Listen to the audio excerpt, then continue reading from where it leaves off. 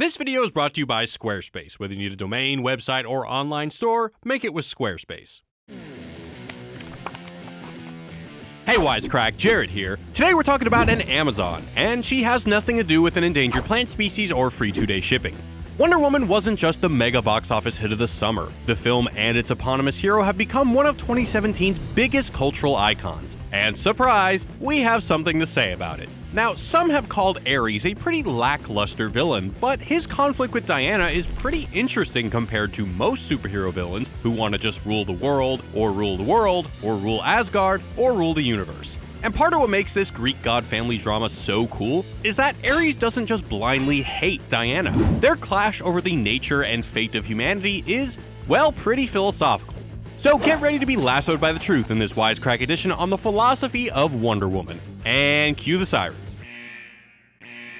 One of the central conflicts of Wonder Woman is, do humans deserve to be saved? This makes sense since the titular character is from an island of warrior women who exist solely to save humans from destruction at the hand of Ares, the god of war. But as it turns out, when you've lived in a tropical paradise with no boys allowed for a couple millennia, you might decide that humans aren't really worth the effort.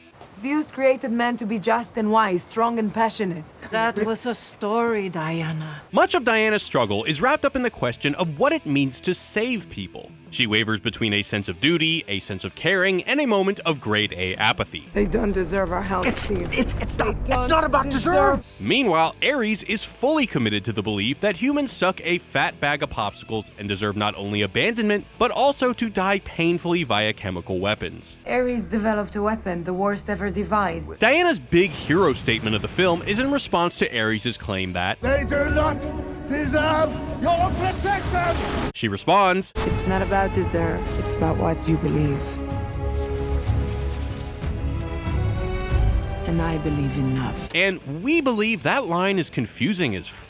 But instead of dismissing it as bad writing, in good old Wisecrackian fashion, let's pull it apart. Now, before we get to Diana, we have to understand what she's responding to. Ares' belief that humans are worthless and can't have nice things. Ares' claim in the film has two parts. One, that humans deserve to be punished, and two, that they don't deserve Diana's help.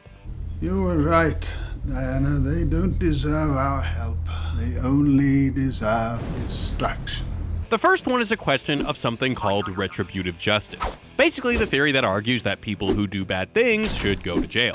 So what informs Ares' retributive mission to destroy humanity? He believes that humans are, by nature, evil. They have always been and always will be weak, cruel, selfish, and capable of the greatest horrors. This is an essentialist view of human nature, that humanity has inherent properties that make them what they are. So people are doomed to be useless assholes forever. So it makes sense why you'd want to get rid of them.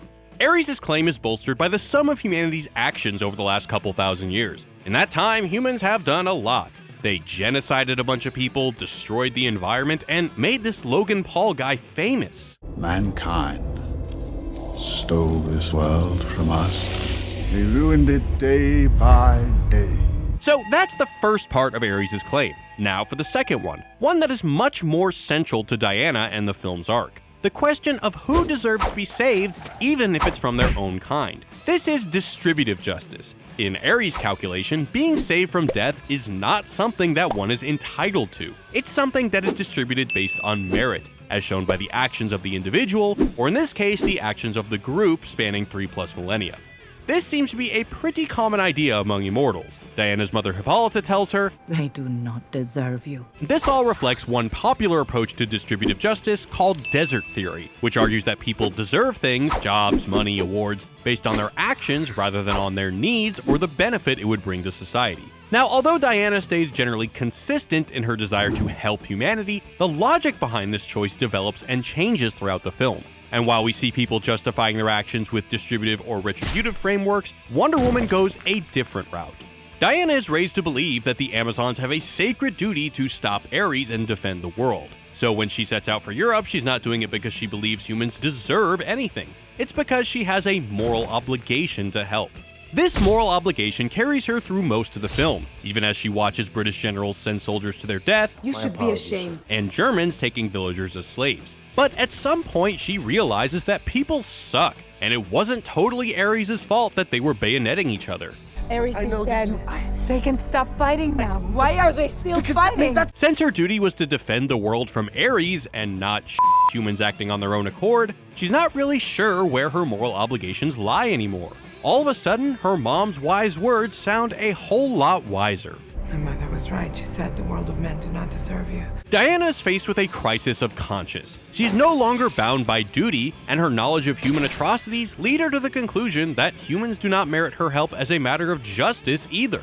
Although Diana makes it less obvious than Ares does, she's also motivated by a kind of essentialism. Let's call this the battle of essentialisms. Ares says humans are inherently evil, Diana says they're inherently good.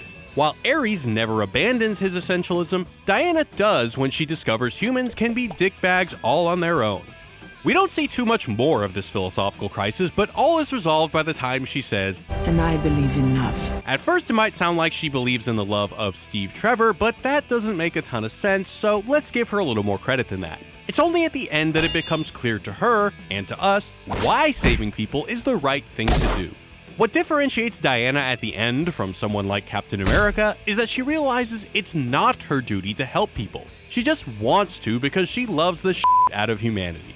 Oh, baby! Even though that might sound like a saccharine Care Bear cop-out, it's not.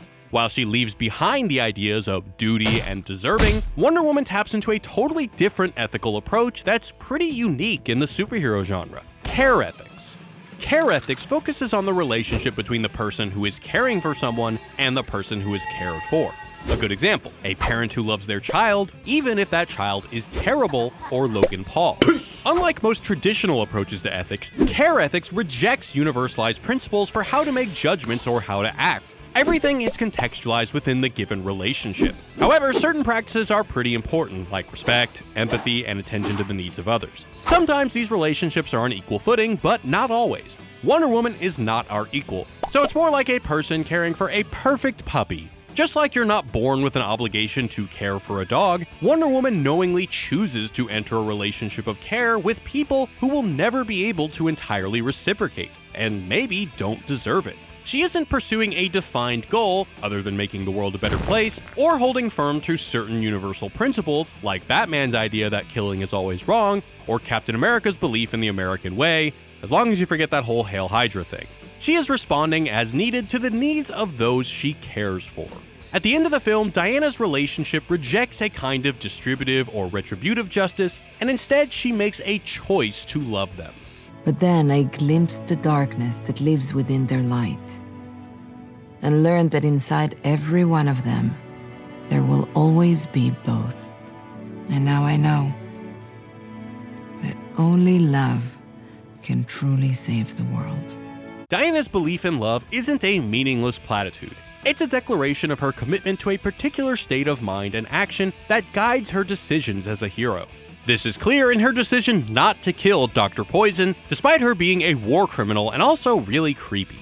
She is the perfect example of these humans, and unworthy of your sympathy in every way. Although it would be a bit of a stretch to say that Wonder Woman enters a relationship of care with Colonel Mustard Gas just because she decides not to throw a literal tank at her, it's indicative of Diana's change in mindset.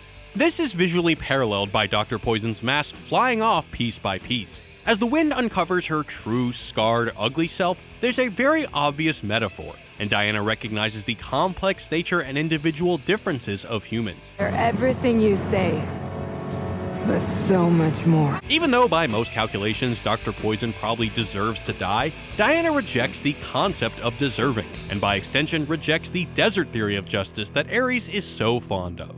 Every superhero has his or her or its reasons for blowing stuff up and saving the day. Wonder Woman defines Diana's ethos of care and solidifies her role in the Justice League for many franchises to come. But it also draws out a frequent theme in comics: the worthiness of the people saved. Gotham doesn't deserve Batman, and America doesn't deserve Steve Rogers. Wonder Woman raises a question that we don't usually hear. Does humanity deserve to be saved at all? And even if they don't, should we save them anyway? Thanks for watching, you guys. Peace. Looking to lasso up a beautiful professional website to promote your work? Squarespace has got you covered. Using the offer code Wisecrack, you can head over to Squarespace today to get 10% off your first purchase. With a wealth of gorgeous designer templates on an easy-to-use all-in-one platform, Squarespace makes it easy for you to create an eye-catching, fully functional website for your art or business with zero coding knowledge required. Check out squarespace.com for a free trial, and when you're ready to launch your site, go to squarespace.com/wisecrack and use the offer code Wisecrack to save 10% off your first purchase of a website or domain. Thanks to Squarespace for sponsoring this video. And thank you all for watching. Remember to hit that subscribe button and ring that bell. Catch y'all next time. Peace.